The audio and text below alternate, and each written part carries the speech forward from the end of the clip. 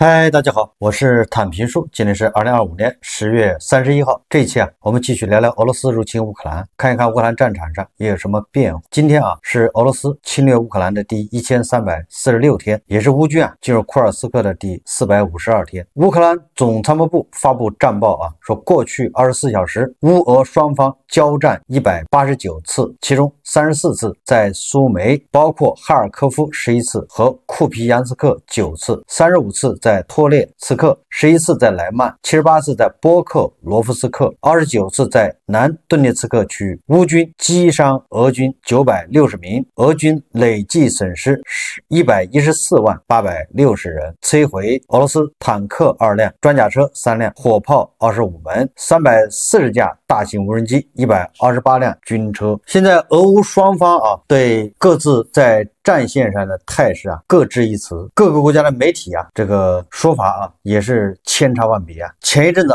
普京听了这个俄罗斯特别行动总指挥、俄罗斯国防部总参谋长格拉西莫夫的汇报，说在库皮扬斯克和波克罗夫斯克有1万名乌军被包围。那么这个说法呢，首先是遭到了这个乌克兰官方的这个否决和打脸。乌克兰武装部队总司令谢尔斯基会见了负责在波克罗夫斯克方向阻击敌军进攻的各军部队和师级单位指挥官。谢尔斯基表示在波克罗夫斯克，敌军步兵为避免正面交锋，正在城区集结并不断变换阵地，因此首要任务是侦察并歼灭敌军，目前正在加强波克罗夫斯克方向的防御工作。这个谢尔斯基还表示情况很复杂，但有关波克罗夫斯克和库皮扬斯克乌军遭到包围并不属实。在波克罗夫斯克，敌军已在城内现身，步兵正在集结并转移阵地，乌军的首要任务是找到并消灭这些俄军。在多布罗皮利亚行动仍在继续，突击部队在某些方向上又推进了200至550米，行动期间并解放了186.8平方公里的土地，清理了247平方公里。乌军东部军团声明，普京关于乌军在哈尔科夫州库皮扬斯克被包围的说法是捏造和幻想，没有任何事实证据。与此同时，乌军强调库皮扬斯克以及郊区正在发生激烈战斗，俄军正试图在该市北部建立阵地。早些时候，普京声称乌军在库皮扬斯克被包围，他准备允许外国记者进入包围圈，以便他们亲眼目睹。克里姆林宫关于前线占领者成功的虚假信息主要针对美国。库皮扬斯克及周边地区战事激烈，占领者试图在库皮扬斯克北部站稳脚跟。与此同时，乌克兰国防军并未陷入俄罗斯总统普京所宣称的包围之中。联合部队在电报官方频道上通报中强调，任何乌克兰军队被包围的说法都是毫无事实根据和虚构和幻想。乌克兰军方对克里姆林宫主人普京的声明回应道，如果普京并非战争罪犯，那人们本应该为他感到遗憾，他在垂暮之年却仍不得不一再自讨没趣，重复其将军们编造的谎言，而这些谎言就连他忠实听众和俄罗斯精英都不会相信。乌克兰国家安全与国防委员会反虚假信息中心主任科瓦连科也驳斥普京关于乌克兰军队在库皮扬斯克和波克罗夫斯克被包围的说法，他们确实有包围波克罗夫斯克的计划，但目前尚未实施。他强调据乌克兰国家安全与国防委员会反虚假信息中心主任称克里姆林宫的这一虚假信息主要是给美国看的，因此就有了关于10月前占领顿巴斯等俄罗斯向美国人散布的谣言。现在这已经不起作用了，但普京和他的谎言机器仍继续沿着这一方向行事。科瓦连科指出据悉10月29日，普京声称乌克兰军队在库皮扬斯克和波克罗夫斯克被包围，他甚至表示准备在包围区暂停一段时间的战斗行动。根据这个外媒报道说乌克兰军方消息称，普京已下达指令，要求军队不惜一切代价必须在11月中旬前占领波克罗夫斯克。之后网上有很多大 V 军事自媒体在那儿开始进入倒计时认为这个波克罗夫斯克马上就被俄军拿下。昨天咱们节目就说了普京破防了，因为他不惜一切代价命令这个格拉西莫夫不要在乎这个耗材的这个安全，就是要尽快的拿下波克罗夫斯克，打通这个顿涅茨克最后1公里。俄军为此付出了惨痛代价，坦克、装甲车被毁无数，扔下了无数具尸体体啊，到现在丝毫没有动静。但是啊，这个前线的将领啊，格拉西莫夫还有其他人，他们都心知肚明啊，都向这个普京报喜不报忧，再一次啊向普京汇报说又给1万名乌军啊包了饺子，类似于俄军给乌军包饺子啊，已经不是第一次向普京汇报了。普京每次都信了，这次普京啊一如既往的信了格拉西莫夫的汇报，说俄军啊在这个波克罗夫斯克取得胜利指日可待，乌军啊主力部队已陷入我方包围。那普京一听，那好啊，我命令你11月15号之前必须拿下波克罗夫斯克。结果这个格拉西莫夫傻了，本来是对吧糊弄瞒报军情啊，报喜不报忧，结果普京啊顺杆就上，要求11月15号之前拿下波克罗夫斯克，这可难为了这个格拉西莫夫啊，让格拉西莫夫怎么处理呢？这还不重要，最重要的是，本来普京啊想在战场上取得优势，因为毕竟在8月份呢，普京跟特朗普已经夸下海口，说10月份拿下波克罗夫斯克。我记得他跟普京是这么说的啊，就普京啊跟特朗普这么说，他们希望乌军啊自己主动的撤离顿涅茨克，把顿涅茨克完整的交到俄罗斯人的手上。这个普京啊为此啊还专门补充了一句话，他跟特朗普说啊，如果乌克兰人呢不撤出的话，那我们就自己拿，我们计划在10月之前拿下波克罗夫。这个泽连斯基啊已经把这个话呀向媒体对吧转达了，那肯定也是特朗普告诉泽连斯基说，俄罗斯人呢10月之前就会拿下波克罗夫斯克，你们投降吧。大家也知道啊，普京已经夸下海口，10月就拿下波克罗夫斯克，结果到现在还在，而且啊这很多不着调的美西方媒体，甚至连新华社都跟着起哄啊，说俄军在波克罗夫斯克吃了大亏，所以普京就破防了啊，好不容易在波克罗夫斯克耗了这么大的资源，牺牲了这么多人，本来就取得一个战场上的优势，好以此来对吧向这个美西方炫耀，好在以后的这个谈判中啊掌握主动权。结果这美西方不认对吧，连某些国家的新华社都跟着起哄，所以普京啊忍无可忍，急了，怒了。俄罗斯国防部30日发布消息，俄国防部已接普京总统指示，将确保外国记者顺利抵达红军城，也就是波克罗夫斯克啊，还有季米特洛夫和库皮扬斯克地区的乌军封锁区域进行采访。消息指出，乌克兰记者在向乌军指挥部提出申请后，亦可以进入上述地区。俄国防部还表示，俄军指挥部已准备在必要时于上述区域实施5到6小时临时停火。同时，俄方愿意为包括乌克兰媒体在内的外国记者团提供进出安全通道，前提是必须保障记者与俄军人员的人身安全。你看，这个普京昨天啊就给这个格拉西莫夫下令：11月15号之前拿下波克罗夫斯克。第二个，既然美西方不承认我们在战场上的优势，那我们现在就要证明给他们看啊！现在暂时停火，让这个美西方的记者到前线自己看一看乌军是不是被包围了。特朗普会信这个普京吗？或者说普京这个做法有用吗？特朗普对吧，总是说普京啊这个战打得糟糕是吧？本来1周就结束了，结果你打了4年都打不明白，然后还说俄罗斯是纸老虎。我在以前节目一直说啊，普京是最在意特朗普的评价，普京非常在意2个国家评价，因为他就认为自己应该是这个国际舞台的大哥之一，主导国际事务。那在这种情况下，他最在意的就是2个国家领导人的看法，对吧？其他人他都无所谓。这其中之一就是特朗普。如果特朗普批评普京，那普京就受不了。所以你看啊，普京这一次逼急了，居然让前线对吧，在这么紧张的情况下停火5到6个小时，让美西方记者去看一看，到底谁占便宜，谁占优势，还不就是受这个特朗普刺激？特朗普老说他打仗气疯了，这个普京8月份在特朗普面前夸下海口，10月之前就拿下波克罗夫斯克，结果还没拿下，自己面子上过不去，现在想找补一下，想告诉特朗普，我现在啊，波克罗夫斯克就在我的包围之下，我想拿它分分钟的事，我只是不愿意拿而已，对吧？我心慈手软，心善有大爱，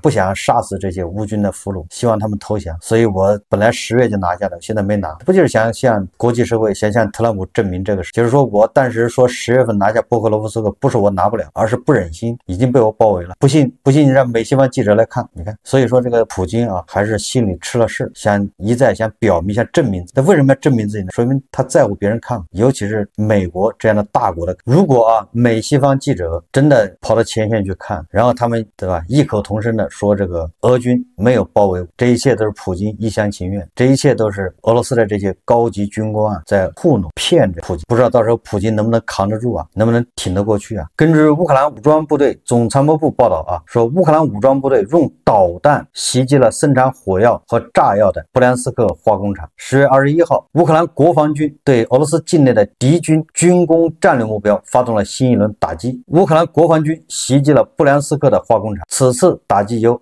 空军、联合陆军、海军及其他国防部队共同实施。总参谋部表示此次大规模联合导弹和航空打击包括使用暴风阴影空射导弹，该导弹突破了俄罗斯防空系统。军事专家正在调查袭击的结果。布良斯克化工厂在俄罗斯国防工业中起着重要作用，该厂专门生产火药、发炮剂和火箭发动机的化学成分，该厂产品被用于制造炮弹和弹道导弹。占领军用这些武器系统轰炸乌克兰的居民点。与此同时，乌克兰国防军击中了布良斯克叫特鲁布切夫斯克市的变电站，该市部分地区停电。俄境内新西伯利亚的一个重要工厂刚刚发生爆炸，并且在几分钟内就燃起熊熊大火，看样子又是乌克兰的自杀式无人机长途奔袭莫斯科附近的叫谢尔普霍夫油库遭到乌军远程打击，燃起了大火。俄罗斯在莫斯科四周布设密集的防卫圈，铠甲 S1、S300、S400 设置高架防空塔，能用的防空系统通通把俄罗斯围起来。而乌克兰的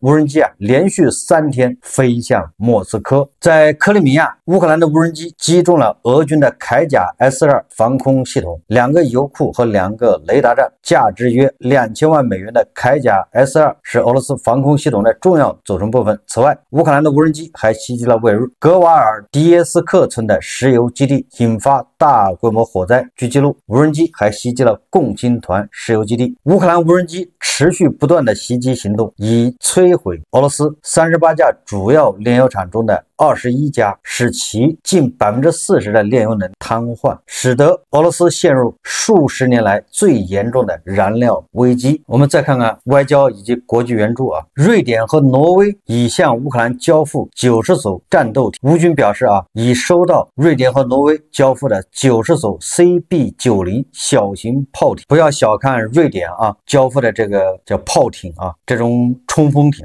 抢滩登陆的时候非常管用北约很多国家都有装备，也就是这个是北约的这个抢滩登陆的一个主力装备之一。乌克兰国防部长施密加尔透露说，葡萄牙已向乌克兰国际基金捐赠120万美元，并向北约主导的乌克兰购买美国武器计划捐款5000万美元。连葡萄牙的铁公鸡都要拔毛欧盟将拨款5000万欧元用于重建因俄罗斯袭击或超负荷运转而受损的乌克兰医院，这对暂时紧张运行的医疗体系至关重要。荷兰正式同意设立特别法庭调查俄罗斯的罪行。乌克兰总统泽连斯基在会见荷兰外交大臣范维尔时称，荷兰已就设立特别法庭调查俄罗斯对乌克兰的侵略罪行做出最终决定。荷兰外长透露一个小消息，荷兰已正式决定成为该法庭的发起国，并开设办公室调查俄罗斯联邦的罪行。该决定对乌克兰至关重要，因为它证实了正义的不可逆性。你看这欧洲人一旦动起来，虽然慢，但是他们锲而不舍，一直往前推。这个审判法庭已经成立了，现在主办国荷兰不是海牙吗？那荷兰现在已经同意了。总统强调说，我们确信战争终将结束。当我们谈论公众的和平时，首先想到的是对所有罪犯的审判，这表明正义存在，并且必须胜利。我说实话就是欧洲还要审判战犯，你说这怎么说呢？对俄罗斯人来说，那叫癞蛤蟆不咬人，膈应人。你说普京他会去海牙接受审判吗？但是人家这是欧洲提出来要求。这个欧洲委员会6月24日会议上批准了设立调查对乌克兰侵略罪行的特别法庭所需的关键文件。所以在这里我们也要聊一聊这个欧洲和乌克兰搞的这个叫和平计划12条。首先这个泽连斯基他早就向记者公布了乌方随时准备开启和平谈判，但拒绝接受俄罗斯提出的以乌军撤退换取停火的条件，并强调谈判地点可以在任何地方举行，除了白俄罗斯和俄罗斯。也就是说，全世界除了白俄罗斯和俄罗斯这俩地方，泽连斯基其他地点都接受。所以我说说不定明年3月份、4月份把这地点整到大国都有可能。那么这个欧洲和乌克兰搞的这个和平计划12条是哪12条呢？大家听一听就觉得靠谱不靠谱？这个12条围绕2个阶段展开：停火和谈判。就首先要停火，第一个就是停火应在双方接受计划后24小时内开始；第二个，冻结当前前线；第三个，在美国领导下立即开始监控；第四个是乌克兰和俄罗斯达成不侵略条约；第五个是扎波罗热核电站交由第三方管理，随后归还乌克兰；第六个是取消对俄罗斯的象征性制裁；第七个是在达成对俄罗斯占领土管理协议前确定最终结束线；第八个是乌克兰获得国际安全保障，专门打了个括弧说无具体细节，就这个代议。基辅和莫斯科加强对语言、文化和宗教多样性的理解和尊重，开始就占领地区管理进行谈判。第11个是随计划实施局部取消对俄罗斯的制裁。第12个是乌克兰和俄罗斯达成赔偿协议，西方解冻资产。再加上刚才泽连斯基和那个荷兰外长谈的要对这个战犯进行审判，你说普京只要同意这个谈判，实际上就是普京就是相当于自己认自己输了，是不是这个逻辑他这核心观点就是第一个就是就目前实控线双方停火，然后美国不是特朗普牛吗？你来监控，你来做个中人，美国领导，你看把美国抬得很高你来领导，你来监控。然后呢，乌克兰和俄罗斯达成协议，就互不侵略，互不侵略那现在俄罗斯在侵略乌克兰，对吧？你把人家4个州占了那么多地方，然后这个扎波罗热核电站还给乌，你说这叫什么事？你这普京能同意吗？然后这些做到了，把那个象征性的制裁取消掉。然后这个关于谈判，那就现在就是说乌克兰的领土被俄罗斯占了，那这一块怎么弄？谁来管理？怎么管？这也要谈判。这俄罗斯人认为这是我的新领土，跟你怎么管那是我的事情，关你屁事是不是？普京肯定这么认为，俄罗斯人也这么认为。那是我们花了100多万人抢下了地方，完了我们俩商量怎么管理，那合着不就是俄罗斯不是白忙一场吗？最关键的是说随着计划的实施，逐步取消对俄罗斯的制裁，也就是你达到一点，我再取消一点，你别指着我一把把那制裁取消，我也是慢慢来，对吧？你满足了一条，我再取消一点。那最可气的是第12条，是吧？乌克兰和俄罗斯达成赔偿协议，就俄罗斯你还赔乌克兰赔偿，然后呢，你赔偿了，西方解冻资产，也就是现在这个欧洲还有这个 G7 国家是吧？美国冻结了俄罗斯的资产，你俄罗斯同意对乌克兰进行赔偿，那他们才解冻这一次。你再加上这个还要审判普京，你这合着整个的就是俄罗斯打败了。所以这也是普京的死活不接受这个条件，坚决不停火。他一停火就意味着普京认输。不过普京今天放话这个普京的特使德米特里耶夫他在美国到处游说他放话，他说普京预计1年内与乌克兰实现和平，俄罗斯和美国竭尽达成解决方案。什么意思那普京的意思是再给我1年时间，对吧？你特朗普别着急好吗？给我1年时间，我先把乌克兰打服了再说。这是普京的这个计划，再打1年，也就是普京不打算停火。美国情报部门10月份向美国国会成员提供了一份分析报告，称克里姆林宫领导人普京比以往任何时候都更决心继续在乌克兰战争，并推进战线。2名美国高级官员，其中1名来自国会，向 NBC 新闻透露这一消息。尽管美国总统特朗普正试图组织和平谈判，但情报机构未发现任何迹象表明俄罗斯准备就乌克兰问题做出妥协。该媒体消息人士称普京现在比以往任何时候都更坚持自己的立场。刚才咱们也看了欧洲和乌克兰的态度，那你说普京他怎么可能停火呢？停火就是认输但是打呢显然又打不动。北约秘书长吕特表示，美国已向乌克兰运送首批价值数十亿美元的资金，由盟国提供。这个刚才说的这个欧洲和乌克兰提的这个12点和平计划，已经由吕特向特朗普转交了显然这个就是难为特朗普特朗普拿着这个12点计划，怎么向普京交代呢？怎么跟普京开口呢？说你投降吧。所以这个普京在这么多国家表达不友好，对吧？这么多国家都跟他对着干，让他不痛快。快。在这个背景下，这普京拼命的盘起了他的核按钮，先是发射那个核动力的海燕巡航导弹，然后这2天又发射这个叫波塞冬，对吧？叫末日武器。10月30日说，就在普京宣布试射波塞冬无人潜航器之后，普京宣布试射波塞冬无人潜航器，俄末日电台发出神秘信号，实际意义暂不明。据了解，波塞冬可携带高达100万吨级弹量的核弹头，防空系统和反导系统难以将其摧毁。这个俄罗斯口炮界的天花板梅德韦杰夫他说俄罗斯已成功完成波塞冬号核动力无人水下潜航器的测试工作，祝贺所有俄罗斯的朋友，特别是比利时国防大臣那个蠢货。这个比利时国防大臣不惧藐视普京的这个煤气罐。这个梅德韦杰夫说针对网友我觉得应该多用比利时当实验场测试波塞冬的评论。梅德韦杰夫表示在比利时测试波塞冬将导致该国消失。这个梅德韦杰夫为什么破防呢？实际上就是比利时的这个国防部长叫特奥弗兰肯。10月26号，这个比利时的国防部长弗兰肯在接受比利时晨报采访时说他说如果俄罗斯对布鲁塞尔发动导弹袭击，将等同对北约心脏的打击，会招致毁灭性的反击。北约可以把莫斯科从地图上抹去。这个弗兰肯他还说不担心美国在特朗普的领导下会放弃对北约的承诺。他说欧洲对美国政府的偏见如此之大，令人难以置信。特朗普确实说过，美国将100%继续支持北约盟国，也就是这个荷兰的这个国防大臣，他认为美国还继续支持欧洲这个弗兰肯还指出，不要低估俄罗斯的军事能力，因为俄方生产的弹药数量是整个北约的4倍，可用同样的钱买到比西方国家多得多的武器装备。他敦促加快欧洲重新武装，并对俄方施加经济压力，必须努力从经济上摧毁俄罗斯。这个比利时的这个国防大臣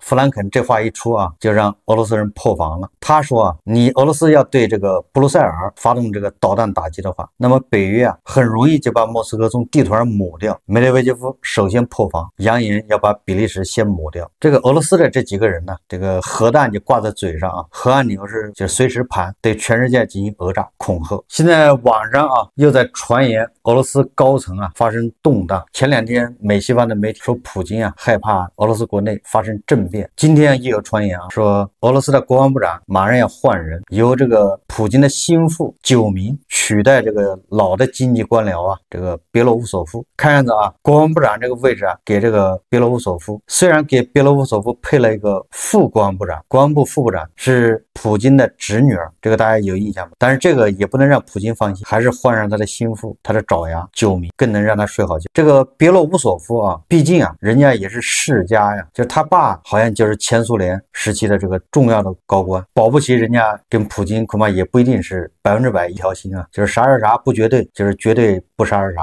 看样子普京现在睡不着觉，不是空穴来风是确有其事就是普京现在对所有他身边的人，只要他有点怀疑的，统统的换掉。接下来就看这个别罗乌索夫有没有可能被换掉。如果别罗乌索夫被换掉，那说明普京确实已经到了一种神经质高度紧张的一种状态。好，这期节目咱们就聊到这，感谢大家收看。如果喜欢我的，欢迎订阅转发，也可以在下方留言评论，谢谢大家。